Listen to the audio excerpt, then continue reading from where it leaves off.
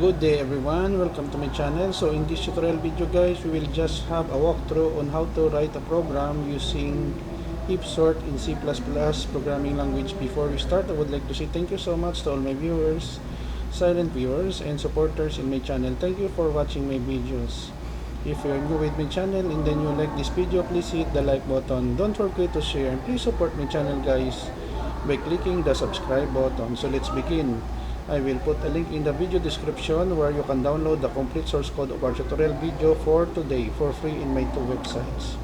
Okay, so we have here sharp include IO stream for input output using namespace, and then we have here a function that I named comparison that will perform a series of comparison of left child, and we have here the passing parameter of an array int and I, left and right child here, and then we have conditional statement, and then calling the swap function to swap the values, and then calling itself recursion. In this function we are performing the routine of heap sort.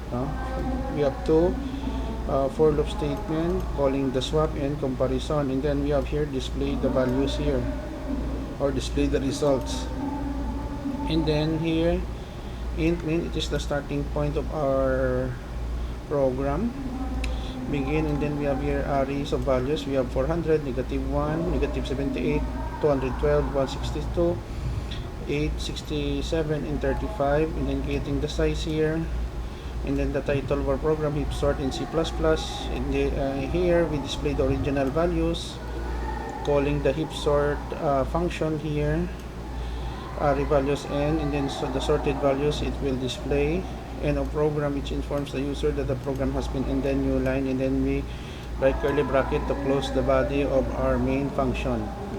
As I said earlier, I will put a link in the video description where you can download the complete source code of our tutorial video for today for free in my two websites. Let us go to our dev C++, compile and run. Let us wait. Okay, so we have here the output heap sort in C++, original array values. We have 400, -1, -78, 212, 162, 867 and 35. The sorted array values, we have -78, -1, 8, 35, 67, 162, 212, 400 and a program. Okay guys, so this is the end of our tutorial video on heap sort in C++ programming language. I hope that you have learned something new in this tutorial video.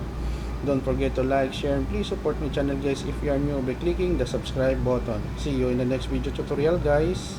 This is your friend Jake saying bye bye for now.